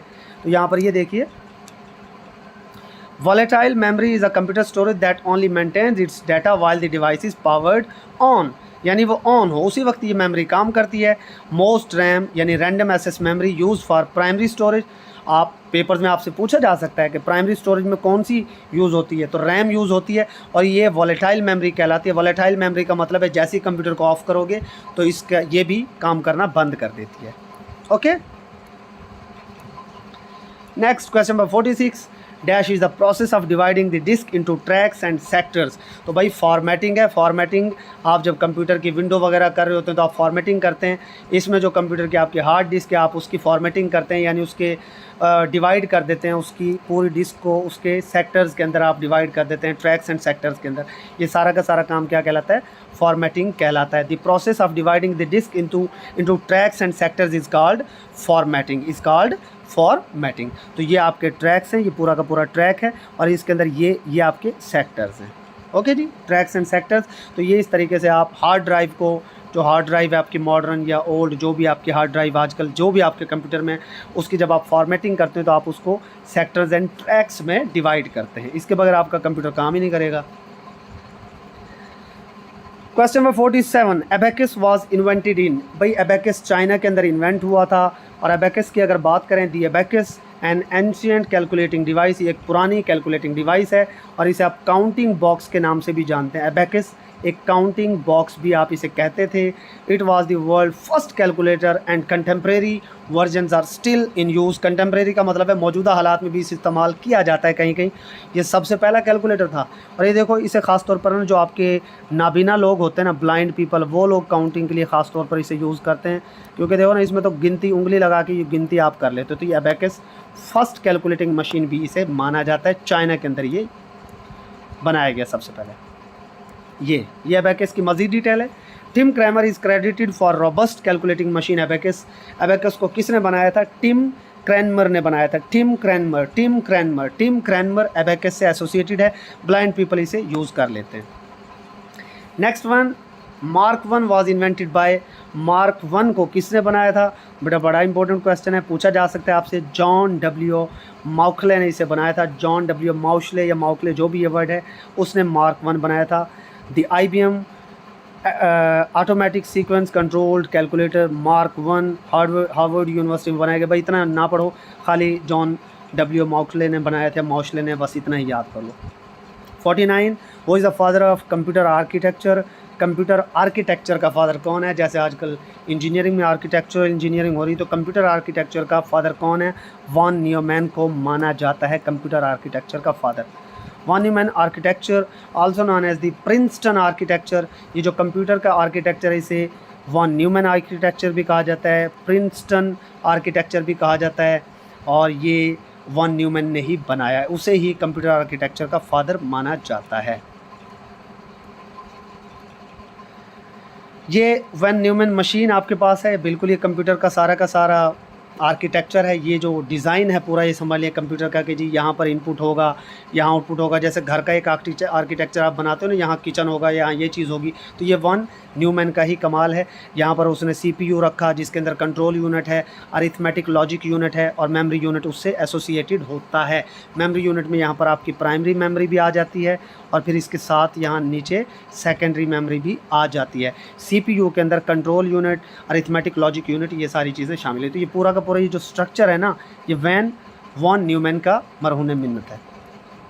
नेक्स्ट आपके पास है यूनिवॉक इज़ आ। यूनिवॉक क्या है? UNIVAC stands for universal automatic computer. UNIVAC stands for universal automatic computer. UNIVAC stands for universal automatic computer.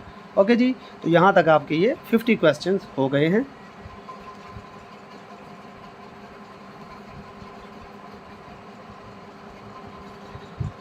चलो जी आगे चलते हैं। आगे क्वेश्चन नंबर 51 है हमारे पास। Who invented the punch card. तो पंच कार्ड मैंने आपको पढ़ाया था, पुरानी जो रील्स होती थी जिनके ऊपर डाटा स्टोर किया जाता था, पढ़ाया था ना पीछे। पंच कार्ड किसने बनाए थे? हरमन हॉलरिथ ने, हरमन हॉलरिथ, और इनको इसी के नाम की वजह से हॉलरिथ कार्ड भी कहा जाता था। हरमन हॉलरिथ ने पंच कार्ड बनाए थे सबसे पहले, हरमन हॉलरिथ ने। ओके जी, next question number 52, the processing speed of first generation. पहली जनरेशन जो कंप्यूटर्स की थी उसमें प्रोसेसिंग स्पीड मिली सेकेंड में मैयर की जाती थी। मिली सेकेंड जो है वो 1000 ऑफ सेकेंड होता है। Millisecond stands for 10 raise to power -3। 10 raise to power -3 का मतलब होता है 1/10 की ताकत 3, और इसका मतलब होता है कि 1/1000। 1/1000 का मतलब है 1 सेकंड का 1000वां हिस्सा। तो इस टेबल को भी याद कर लो, वो पूछ लेते हैं कई बार। 1 मिली सेकेंड 10 की पावर -3, 1 माइक्रो सेकेंड 10 की ताकत -6, 1 नैनो सेकेंड नैनो 10 की पावर -9, 1 पीको सेकेंड 10 की पावर -12। तो ये वैसे आप फिजिक्स, बेसिक फिजिक्स में ये चीज़ें पढ़ी होंगी आपने। नेक्स्ट क्वेश्चन है, the brain of computer is CPU। बहुत बार पढ़ा दिया CPU, ब्रेन ऑफ कंप्यूटर है आपका CPU, माइक्रो प्रोसेसर, सारी की सारी चीज़ें ये खुद रीड कर लीजिएगा। 1 मिली सेकेंड इज़ 1000 ऑफ सेकेंड, यानी कि 10 की पावर -3, यह भी ऊपर मैंने आपको पढ़ाया। नेक्स्ट आपके पास है, ईच मेमोरी लोकेशन कंटेंट्स। हर मेमोरी लोकेशन में क्या क्या चीज़ होती है? भाई मेमोरी लोकेशन के अंदर कंटेंट्स भी होते हैं और एड्रेस भी होता है, दोनों की दोनों चीज़ें मौजूद होती हैं। Next question number 56, a permanent memory which holds data and instructions for start up the computer and does not erase data after power off। यार वो कौन सी परमानेंट मेमोरी है जो आपके डाटा और इंस्ट्रक्शंस को कंप्यूटर को स्टार्टअप के लिए यूज़ करती है? आप पढ़ते हैं ना रैम रोम, तो रोम आपके मोबाइल को, आपके कंप्यूटर को स्टार्ट करने के लिए होती है, ये परमानेंट मेमोरी होती है। आपके मोबाइल या कंप्यूटर के ऑफ होने से ख़त्म नहीं होती, रोम है। ROM stands for read only memory. बार बार पूछा जाएगा, read only memory non volatile memory है, ये ख़त्म नहीं होती और ये परमानेंटली स्टोर करती है आपके इंस्ट्रक्शंस को। और उसके अलावा एक और इम्पॉर्टेंट बात, ROM used for BIOS which tells the computer how to start. ROM use की जाती है आपकी बायोस में, कई बार पूछा जाएगा कहाँ पर होती है रोम? आपके बायोस के अंदर, और मदरबोर्ड के ऊपर लगी होती है। ये भी आपसे पेपर में पूछा जा सकता है। रोम कहाँ पर लगी होती है? मदरबोर्ड के अंदर। रोम कहाँ पर होती है? मदरबोर्ड में होती है, और आपके बायोस को बायोस के अंदर यूज़ होती है, जो बताता है आपके कंप्यूटर को कि किस तरह काम करना है। बायोस क्या है? Basic input output system. BIOS stands for basic input output system. तो रोम आपकी नॉन वॉलेटाइल परमानेंट मेमोरी है, रीड ऑनली मेमोरी, जो कंप्यूटर ऑफ होने पर भी काम, ये बंद ख़त्म नहीं होता इसका डाटा। ये देखिए, ये रोम बायोस, कितना कनेक्शन है इनका। नेक्स्ट आपके पास है, विच of the following memories must be refreshed many times. कौन सी मेमोरी है जिसे बार बार रिफ्रेश करना पड़ता है? तो बता दिया था मैंने आपको, डायनेमिक रैम, या जिसे आप डी रैम बोलते थे। तो ये रैम की मैंने आपको टाइप्स पढ़ाई थी, D RAM and S RAM. D RAM dynamic RAM है जिसे बार बार रिफ़्रेश करना पड़ता था। एस रैम आपकी स्टैटिक रैम थी जिसे आपको बार बार रिफ़्रेश नहीं करना पड़ता था। ये पिछले लेक्चर में मैं आपको पढ़ा चुका हूँ, ठीक है। तो डी रैम डायनेमिक रैम, इसे रिफ़्रेश करना पड़ता है बार बार। ये सामने डायनेमिक रैम की पिक्चर भी मौजूद है। नेक्स्ट बेटा, the chip which both the operation of read and right, वो कौन सी चिप है जो रीड और राइट ये दोनों काम परफॉर्म करती है? तो वो रैम है, यानी कि रैंडम एक्सेस मेमोरी, जो टेम्परेरीली आपके डाटा को स्टोर करती है। तो रैम मैं कई बार पढ़ा चुका हूँ, RAM stands for random access memory. और नेक्स्ट आपके पास रैम इज़ वॉलेटाइल मेमोरी है, आपकी मशीनरी के ऑफ होती है ये बंद हो जाती है, which means that the information temporarily इसके ऊपर स्टोर होती है, इरेज्ड व्हेन यू रीस्टार्ट और शट डाउन योर कंप्यूटर। अच्छा, यहाँ पर जो है ना, नेक्स्ट इसकी टाइप्स मैं आपको पहले ही पढ़ा चुका हूँ रैम की, S RAM and D RAM. S RAM static RAM है, जो ऑफ कोर्स बार बार इसको आपको रिफ़्रेश नहीं करना पड़ता। डी रैम डायनेमिक रैम है, जिसको आपको बार बार रिफ़्रेश करना पड़ता है। तो रैम की कितनी टाइप्स हैं जी? 2 टाइप्स हैं, ये पेपर में पूछा जा सकता है। What is the meaning of EEPROM? ये भी मैं आपको पहले पढ़ा चुका हूँ। EEPROM stands for electrically erasable programmable read only memory. तो ये भाई EEPROM जो है रोम की एक टाइप है, पहले हमने पढ़ लिया ये EEPROM। Electronically erasable programmable read only memory is programmed and erased electrically. आप इसकी प्रोग्रामिंग एंड इरेजिंग सारी की सारी इलेक्ट्रिकली करते हैं। It can be erased and programmed about 10,000 times. 10,000 बार आप EEPROM को रेज भी कर सकते हैं, प्रोग्रामिंग भी इसकी कर सकते हैं। This is EEPROM। तो ये देखें, ये रोम की मैंने आपको टाइप्स पढ़ाई थी। PROM थी आपके पास, EPROM थी और EEPROM भी थी। तो ये तीनों मैं आपको पहले पढ़ा चुका हूँ। नेक्स्ट आपके पास 60, what is the high speed memory between the man memory and CPU? Man memory and CPU के दरमियान कौन सी हाई स्पीड मेमोरी होती है? तो यार पीछे मैंने पढ़ा दिया है, कैश मेमोरी या कैशे मेमोरी। ये देखें दरमियान में ये मैन मेमोरी, आपकी मैन मेमोरी से मुराद आपकी प्राइमरी मेमोरी होती है। और यहाँ पर जो है ना सेकेंडरी मेमोरी भी पड़ी होती है, जो स्लोएस्ट होती है। यूँ आप स्पीड को देखते हैं, सेकेंडरी मेमोरी सबसे स्लोएस्ट, उसके बाद फास्ट मैन मेमोरी, फिर दरमियान में कैश मेमोरी और सबसे फास्टेस्ट होता है CPU, जिसके अंदर रजिस्टर्स होते हैं। रजिस्टर भी मैंने आपको ऊपर पढ़ा दिए हैं, कुछ टाइप्स पढ़ाई है ना, एक अकमुलेटर रजिस्टर पढ़ाया था पीछे। ओके, तो ये कैश मेमोरी इनके दरमियान में होती है, मैन मेमोरी एंड CPU के दरमियान में। Next, whenever the data is found in the cache memory it is called. जब भी डाटा आपको कैश मेमोरी में मिल जाएगा तो उसे क्या कहेंगे?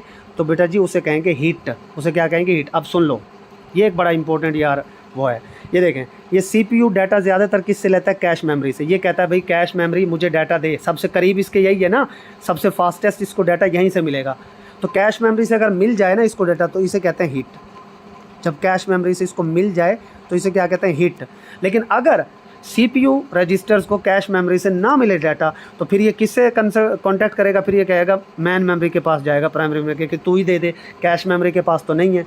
तो जब कैश मेमोरी से डाटा ना मिले और इसे मैन मेमोरी से लेना पड़े तो इसे कहते हैं मिस। ये याद रखिएगा, इसे क्या कहते हैं? फिर मिस कहते हैं। ये पेपर में आपसे पूछा जाएगा।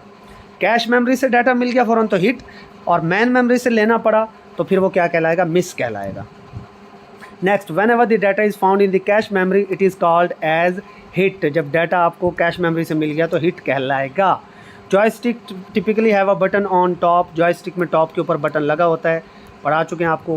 What does GUI stands for? GUI stands for graphical user interface. GUI stands for graphical user interface. तो यार कुछ भी नहीं है GUI। ये जो मॉनिटर स्क्रीन आप देखते हो ना, मॉनिटर स्क्रीन के ऊपर यहाँ बटन्स लगे होते हैं सारे, और यहाँ पर आपके पास कुछ आइकॉन्स आते हैं कंप्यूटर स्क्रीन के ऊपर, यही आपका GUI है, ग्राफिकल यूज़र इंटरफेस। ज़ाहिर है आप यूज़र हो और आप कंप्यूटर स्क्रीन को, मॉनिटर स्क्रीन को यूज़ करते हो तो आपको इंटरफेस तो देगा ना कंप्यूटर कुछ।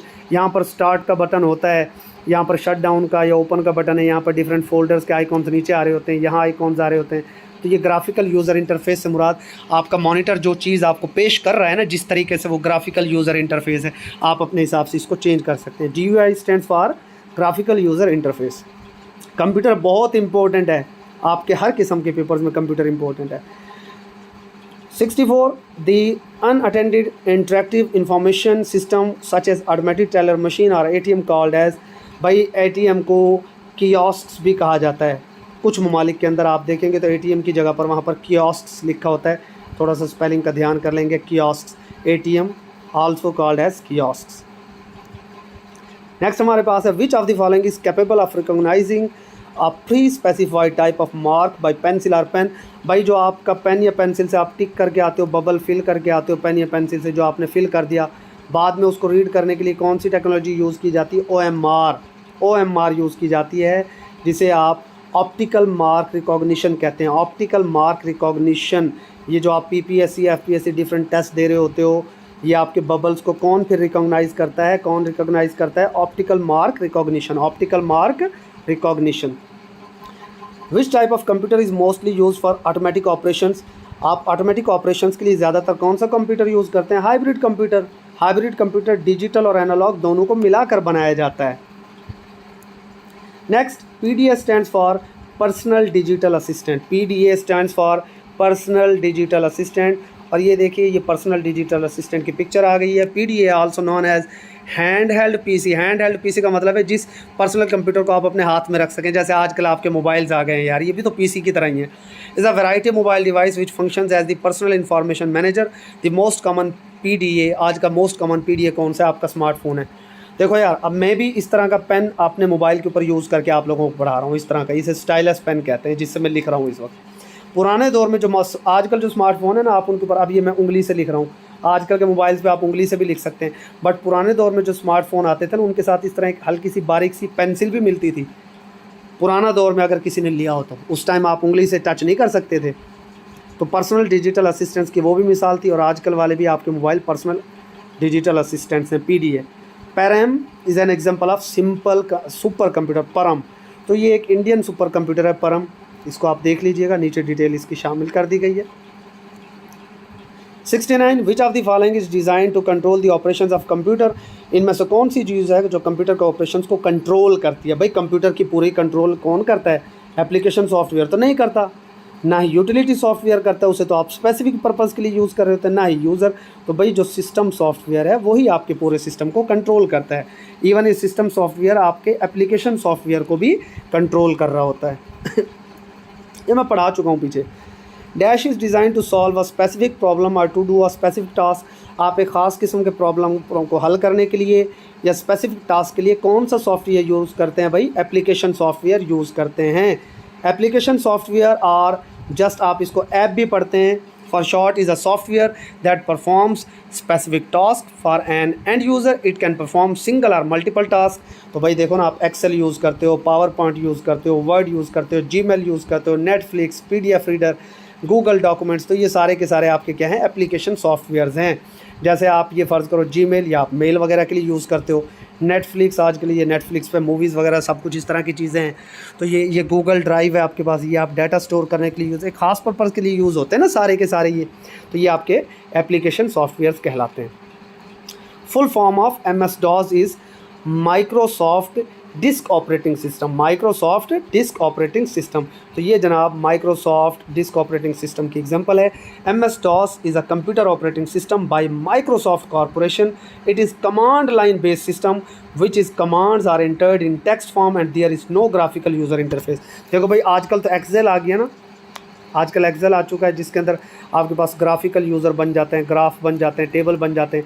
लेकिन उससे पहले ना आपकी कमांड लाइन बेस्ड सिस्टम था, ये इस तरीके से अल्फ़ाबेट्स और नंबर्स की शक्ल में, ये कमांड लाइन।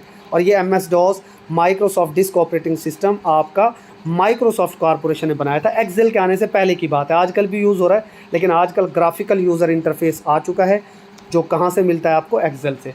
और ग्राफिकल यूज़र इंटरफेस नहीं होता किसके अंदर? MS DOS के अंदर, क्योंकि इसके अंदर कमांड लाइन बेस्ड सिस्टम होता है जिसके अंदर आपके पास टेक्स्ट फॉर्म में सारा का सारा डाटा मौजूद होता है।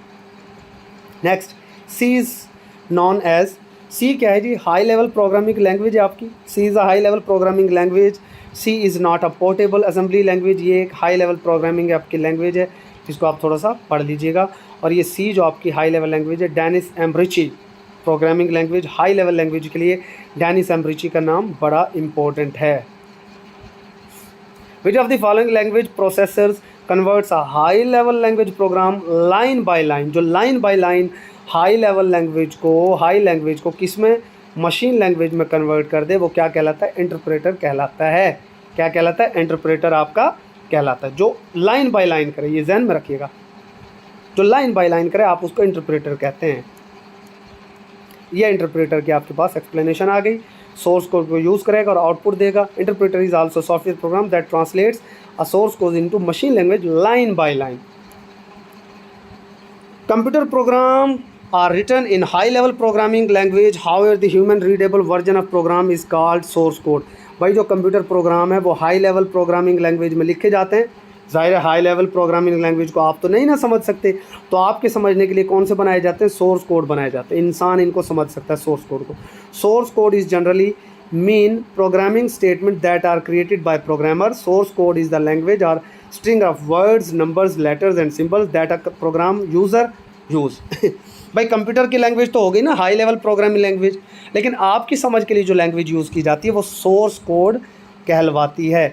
ये देखिए सोर्स कोड ये यूज़ की जा रही है इस तरीके से, इसको भी आप एक बार देख लीजिएगा। कंपाइलर क्या है? A language processor which translates high level program to machine language. लेकिन ये वन गो में कर देगा सारा काम, वन गो में। ओके, पीछे जो इंटरप्रेटर था वो लाइन बाय लाइन कर रहा था, लेकिन कंपाइलर भी वही काम करता है। काम कंपाइलर का और इंटरप्रेटर का सेम है। कंपाइलर भी आपकी हाई लेवल लैंग्वेज को किस में चेंज करता है, मशीन लेवल लैंग्वेज में। कंपाइलर का भी क्या काम है, हाई लैंग्वेज को आपकी मशीन लैंग्वेज में कन्वर्ट करेगा, बट ये वन गो में कर देगा, वन गो में, यानी एक ही झटके में सारा काम इसने कर देना है। सी है, C++ है, जावा लैंग्वेज, सबको ये मतलब ये सब के ऊपर काम करता है कंपाइलर, लेकिन ये वन गो में एज ए होल काम करेगा, लाइन बाय लाइन नहीं करेगा। तो ये जहन में रखिएगा, कंपाइलर इंटरप्रेटर का काम एक ही है, but compiler line by line translation कर रहा होता है, और sorry interpreter line by line कर रहा होता है, और कंपाइलर एज ए होल करता है काम। उसके बाद valid format of MS word is docx। आजकल जो कुछ यहाँ पर शामिल हो गए हैं वर्ड के क्वेश्चन, docx इसका फॉर्मेट है। पुराने के अंदर डॉक होता था, सिर्फ डॉक्यूमेंट होता था, आजकल docx इसका फॉर्मेट है। ये देखिए, ये docx 2007 से पहले डॉक होता था सिर्फ, DOC डॉक, आजकल docx है। तो जब भी आपके पास फाइल होगी ना डॉक्यूमेंट्स की, तो आप उसको docx में ही पाएंगे। अब जितने भी आ रहे हैं जो भी वर्जन, अच्छा लेटेस्ट वर्जन अब कौन सा आ चुका है 2021-22 के बाद, कोई 22-23 का आया, ये बताइएगा ज़रा आप। By default the name of MS document is saved as document 1। देखो भाई, जब भी आप MS वर्ड के ऊपर काम करोगे ना, MS वर्ड के ऊपर, और आप डॉक्यूमेंट को अपने कंप्यूटर में जब सेव करोगे, अगर तो आपने उसे कोई नाम खुद से दे दिया तो अलग बात है, वरना वो हमेशा document 1 के नेम से ही सेव होगा, हमेशा document 1 के नेम से सेव होगा, याद रखना, चाहे सेव करके देख लेना। शॉर्टकट की to open replace command Ctrl+H है। यार वर्ड के ऊपर आप काम कर रहे हो, आपने यहाँ पर एक लफ्ज़ लिखा है, कोई भी आपने लफ्ज़ लिखा है वर्ड के ऊपर, जब आपने कोई लफ्ज़ लिखा है, यहाँ पर फ़र्ज़ करो आप लिख देते हो CUP कप, और आप कहते हो नहीं जी मुझे तो CUP कप नहीं लिखना था, मुझे तो PC लिखना था, तो आप Ctrl+H की कमांड को जब यूज़ करोगे तो ये दोनों रिप्लेस हो जाएगा, इसकी जगह कप की जगह पे PC अपने आप आ जाएगा, यानी Ctrl+H ये रिप्लेस कमांड के लिए यूज़ होता है। What is gutter margin? Margin that is added to the binding side of pages when printing. जब आप पेजेस को प्रिंटिंग के लिए निकालते हो तो दरमियान में जगह छोड़ी जाती है, उसे गटर मार्जिन कहते हैं। यहाँ ये देखो, ये दाएं तरफ का पेज है और ये बाएं तरफ का पेज है, और ये आपका गटर मार्जिन का एरिया है, ताकि बाइंडिंग के टाइम में आपके अल्फाज यहाँ पर शामिल ना हो। ज़ाहिर है बाइंडिंग के लिए दरमियान में कुछ जगह तो छोड़ोगे ना यार, जो जगह छोड़ोगे वो गटर मार्जिन कहलाएगी आपकी। और याद रखना कि गटर मार्जिन, चलो आगे वो क्वेश्चन में आ जाएगा, यहाँ बताने की ज़रूरत नहीं है। Gutter margin position can be set in the following position, या तो लेफ़्ट से आप छोड़ोगे इसको या टॉप से छोड़ोगे। हमेशा जो बाइंडिंग है वो आपकी या तो लेफ़्ट साइड से होती है, जब आप इस किताब को जो बंद करते हो पूरी किताब को, तो ये वाली जगह लेफ़्ट साइड पे आ जाती है ना बुक इंग्लिश में जब आप देखते हैं, या फिर आपकी बाइंडिंग यहाँ टॉप से हो रही होती है। तो गटर मार्जिन हमेशा या तो लेफ़्ट पर छोड़ा जाता है या टॉप पर छोड़ा जाता है। आता ये जब पूरी किताब खोलते हो आएगा ये सेंटर में ही, लेकिन जब किताब को बंद कर दे तो वो या तो लेफ़्ट साइड बन जाती है या टॉप साइड बन जाती है। पोर्ट्रेट एंड लैंडस्केप क्या है? ये आपके पेज की ओरिएंटेशन है यार। पोर्ट्रेट जब पेज यूँ पड़ा होता है वर्टिकल फॉर्मेट में लंबा, तो ये आपका पोर्ट्रेट फॉर्मेट है, और जब पेज यूँ लेटी हुई शक्ल में पड़ा हो हॉरिजेंटल, तो इसे आप कहते हैं लैंडस्केप फॉर्मेट। सॉरी, ठीक है। तो ये आपकी पेज की ओरिएंटेशन है। पेज ओरिएंटेशन क्या होती हैं? दो ही होती हैं, एक आपका वर्टिकल फॉर्मेट जिसे आप पोर्ट्रेट फॉर्मेट कहते हैं, और एक हॉरिजेंटल जिसे आप लैंडस्केप फॉर्मेट कहते हैं। और ये आपको कहाँ मिलता है? ये देखें, ये पेज लेआउट के अंदर आपको मिलती है। पेज ओरिएंटेशन कहाँ मिलती है आपको? पेज लेआउट के अंदर। एक पोर्ट्रेट होता है और एक लैंडस्केप। पेपर्स में बारहा बार पूछा जाएगा, बारहा बार, कि अगर आपको पेज ओरिएंटेशन को चेंज करना है तो वो कहाँ से चेंज होगा। ऑप्शन में वो आपको दे देगा, ड्रा टैब से होगा, डिज़ाइन टैब से होगा, या इंसर्ट टैब से होगा, होम टैब से होगा, किस से होगा? नहीं भाई, किसी से भी नहीं होगा। लेआउट टैब के अंदर आप जाओगे वहाँ पर, ओरिएंटेशंस के अंदर आपका पोर्ट्रेट एंड लैंडस्केप फॉर्मेट पड़ा होगा, simple. Next, by default page orientation of M S Word. भाई एम एस वर्ड जब भी आप ओपन करोगे तो वहाँ पर आपको पोर्ट्रेट फॉर्म में ही पूरा पेज ओपन मिलेगा, फिर आप यूँ लाइनों में लिख रहे होते हो उसके ऊपर। ओके, पोर्ट्रेट फॉर्मेट मैं आपको बता चुका हूँ। Macros are, what are macros? Macros क्या हैं? मैक्रोज भाई small programs created in M S Word to automate repetitive task by using VBA। यार आपके पास ना कई बार एम एस वर्ड में काम कर रहे होते हैं तो बार बार कुछ चीज़ों को, कुछ कमांड्स को आप बार बार कुछ टर्म्स को यूज़ कर रहे हो तो आप ना मैक्रोज के ज़रिए उनको महफूज कर लेते हो और बार बार फिर आपको वो लिखने नहीं पड़ते अपने हाथ से। तो रेपिटेटिव टास्क जितने भी होते हैं वो मैक्रोज के ज़रिए सेव किए जाते हैं, मैक्रोज के ज़रिए। ओके जी, ये आ गया। Macros is a series of commands and instructions that you group together as a single command to accomplish a task automatically. Okay जी। Next, minimum number of rows and columns in M S Word. किसी भी M S Word में minimum number of rows and columns कितने होते हैं? तो बेटा वो कम से कम एक रो और कम से कम एक कॉलम ही होता है, कम से कम, कम से कम। जब आप लेआउट में जाओगे और इसको ओपन करोगे और कॉलम्स आप बनाओगे, ये देखो यहाँ पर तो ये 2 रोज एंड 2 कॉलम्स है ना, तो एक डब्बा यूँ बनेगा ना कम से कम। तो कम से कम ये एक ही रो है और एक ही ये कॉलम है। मिनिमम आपको एक रो और एक कॉलम चाहिए होता है।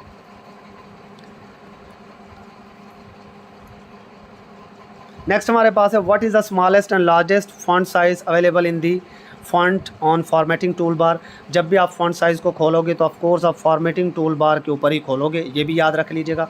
मिनिमम साइज़ आप जब इसको खोलोगे ना तो ये बाय डिफ़ॉल्ट आपको यहाँ पर कैलिब्री जो आपका ये बाय डिफ़ॉल्ट ना आप जब भी इसको ओपन करोगे ना होम टैब के ज़रिए, किसके ज़रिए ओपन करोगे? होम टैब पे, तो आपको मिनिमम 8 नज़र आएगा यहाँ पर और मैक्सिमम यहाँ पर 72 नज़र आएगा। मैक्सिमम कितना नज़र आएगा? 72 और मिनिमम 8, यानी 8 से 70 आपको ये नज़र आ रहा होगा टाइपिंग करते हुए। लेकिन मैं आपको ये भी बता दूं कि आप यहाँ पर टाइप करके भी अपनी मर्ज़ी से लिख सकते हो और टाइप करके जब आप अपनी मर्ज़ी से लिखते हो तो सबसे कम 1 होता है और ज़्यादा से ज़्यादा 1638 होता है किसी भी फ़ॉन्ट का साइज़। फ़र्ज़ करें आप ए लिखते हो, ए, तो आप इसका साइज़ 1 भी कर सकते हो और 1638 भी कर सकते हो, बट ये आपको मैनुअली करना पड़ता है खुद से यहाँ पर टाइप करके।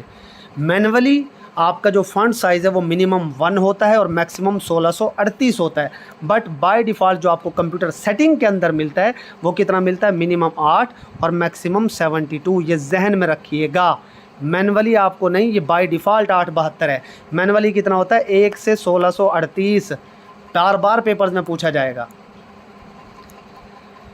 Bye default which page is the header और footer is printed. Header and footer किस पेज पर प्रिंट होते हैं? तो भाई हर पेज पर प्रिंट होते हैं। हेडर एंड फुटर क्या होते हैं? यार आप कोई पेज बना रहे हो, फ़र्ज़ करो मैं अपनी एकेडमी का पेज बना रहा हूँ और मैं यहाँ पर लिख देता हूँ कंप्यूटेस्ट। ये ऊपर जो पेज के ऊपर लिखा होता है ना, ये आपका हेडर है, ये हर पेज के ऊपर प्रिंट होगा। और मैं चाहता हूँ फुटर यानी नीचे भी ये प्रिंट हो, तो यहाँ पर भी मैं कंप्यूटेस्ट लिख दूंगा, तो ये कंप्यूटेस्ट हर पेज पर ऊपर भी आएगा और नीचे भी आएगा हर बार। और याद रखिए जो हेडर एंड फुटर है ना, ये किस कमांड के अंदर होती है? इंसर्ट टैब में आपको मिलते हैं। बहुत बार ये पेपर में पूछा जाएगा हेडर एंड फुटर किस कमांड में मिलेंगे आपको? इंसर्ट टैब के अंदर मिलेंगे। इन माइक्रोसॉफ्ट वर्ड Ctrl+W किस चीज़ के लिए यूज़ होता है? तो भाई Ctrl+W close the current window. आपने जो खोल रखी है वो करंट विंडो ऑफ हो जाती है। करंट विंडो जो भी आपने खोल रखी होगी, Ctrl+W जैसे ही दबाओगे वो करंट विंडो बंद हो जाएगी। पूरा प्रोग्राम बंद नहीं होगा, सिर्फ करंट विंडो, करंट स्लाइड बंद होती है Ctrl+W से। अगर सारी ख़त्म करें तो स्केप का बटन दबा दो, ESC। Which shortcut key is use to spell check M S Word. Spelling के चेकिंग के लिए F7 आप यूज़ करते हैं बार बार और F5 आप रिफ़्रेश करने के लिए यूज़ करते हैं। ये बहुत बार आपसे पेपर में पूछा जाएगा। F5 रिफ़्रेश के लिए, F1 आप हेल्प के लिए यूज़ करते हो, तो ये तो भाई बार बार आपसे पेपर में पूछे जाएंगे। F1 for help, F5 for refresh, F7 for spelling check and F9 क्या है? नवा है सोनिया, तो ये F9 का आप मुझे बताओगे, मैंने हिंट भी दे दिया। Next 89 in MS Windows shortcut key Shift+Delete। तो Shift+Delete क्या है भाई? Delete the selected item permanently without placing it in the recycle bin. बेटा याद रखिए, जब भी आप किसी आइटम को अपने कंप्यूटर से डिलीट करते हो ना, तो एक रिसाइकल बिन, यूँ एक डब्बा सा बना होता है, वो डिलीट होकर उस रिसाइकल बिन में जाता है डाटा। लेकिन अगर आप कहते हो कि यार नहीं रिसाइकल बिन में ना जाए, तो Shift+Delete आपको दबाना पड़ेगा, वो परमानेंटली डिलीट हो जाएगा, रिसाइकल बिन में नहीं जाएगा। तो Shift+Delete is used to permanently delete some item. Okay, in which view header and footer are visible. तो जी किस व्यू के अंदर आपको हेडर एंड फुटर मिलते हैं? तो वैसे तो इंसर्ट टैब के अंदर मिलते हैं और इंसर्ट टैब के अंदर पेज लेआउट के अंदर मिलते हैं। Page layout view, page layout view. In which view header and footer are visible. Header and footer page layout view के अंदर आपको मिल जाएंगे। इंसर्ट टैब के अंदर पेज लेआउट, प्रिंट व्यू में नहीं मिलेंगे ये आपको। कई बार वो ये भी पूछ लेता है in which view header and footers are not visible, तो फिर प्रिंट लेआउट व्यू अक्सर लिखा होता है।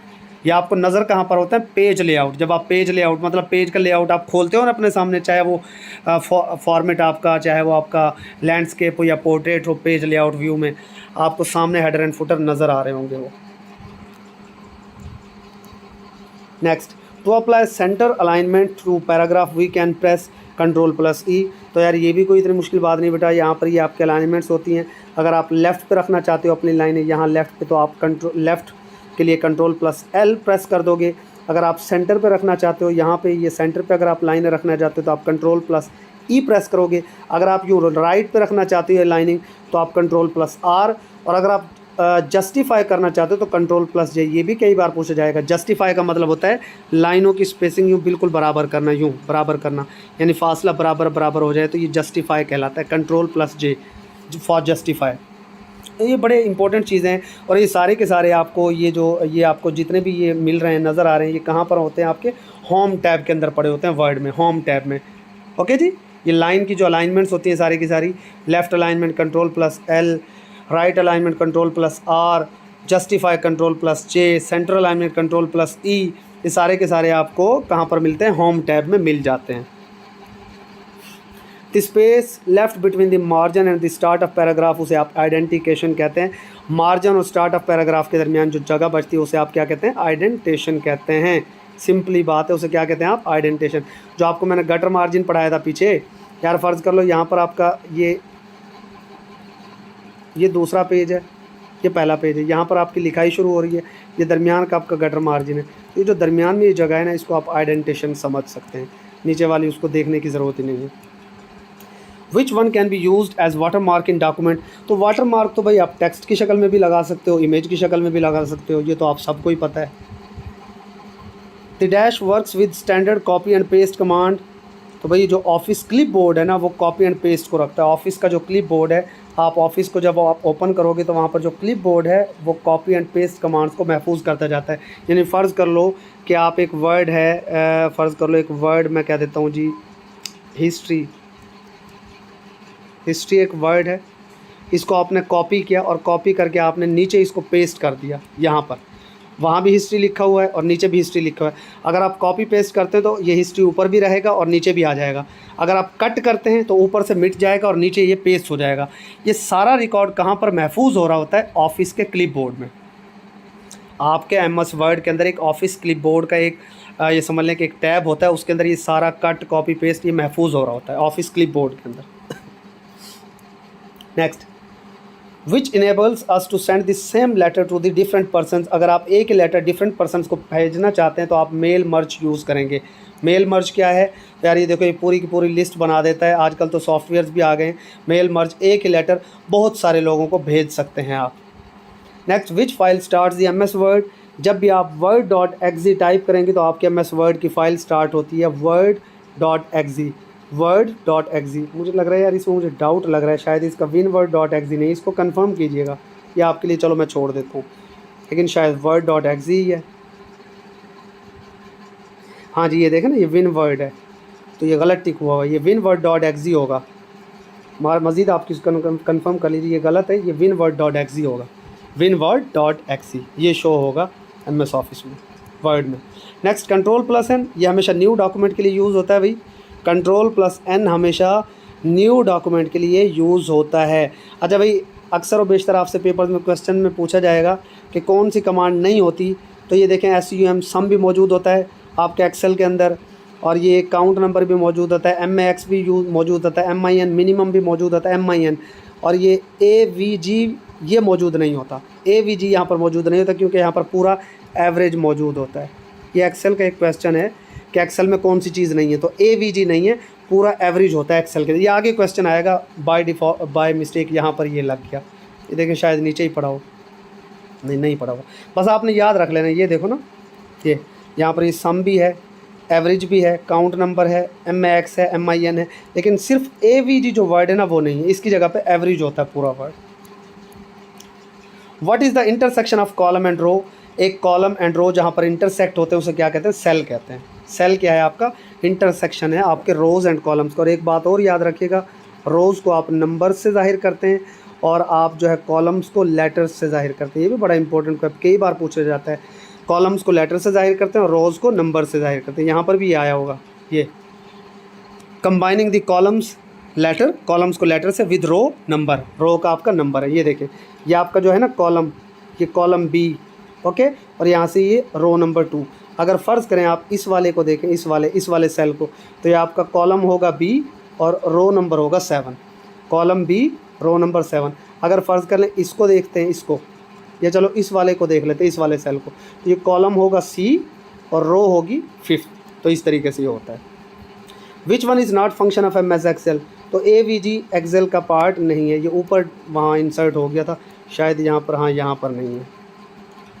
Next, function in MS Excel must begin with, आपके MS एक्सेल में जो भी फंक्शन स्टार्ट होता है वो किससे स्टार्ट होता है, तो भाई जितने भी फंक्शन MS एक्सेल के अंदर वो इक्वल से स्टार्ट होते हैं, इक्वल से। ये देखो, सम भी इक्वल से स्टार्ट हो रहा है, मैक्स भी इक्वल से, मिन भी इक्वल से, नाउ भी इक्वल से, एवरेज भी इक्वल से, काउंट भी इक्वल से, काउंट लेंथ भी इक्वल से, ABS इक्वल से, रैंड इक्वल से, रैंड बिटवीन इक्वल से, अपर लोअर प्रॉपर सारे के सारे इक्वल से। अब आप ये देखो यहाँ पर एवरेज आया है, AVG तो नहीं आया ना, तो AVG एक्सेल के अंदर नहीं होता।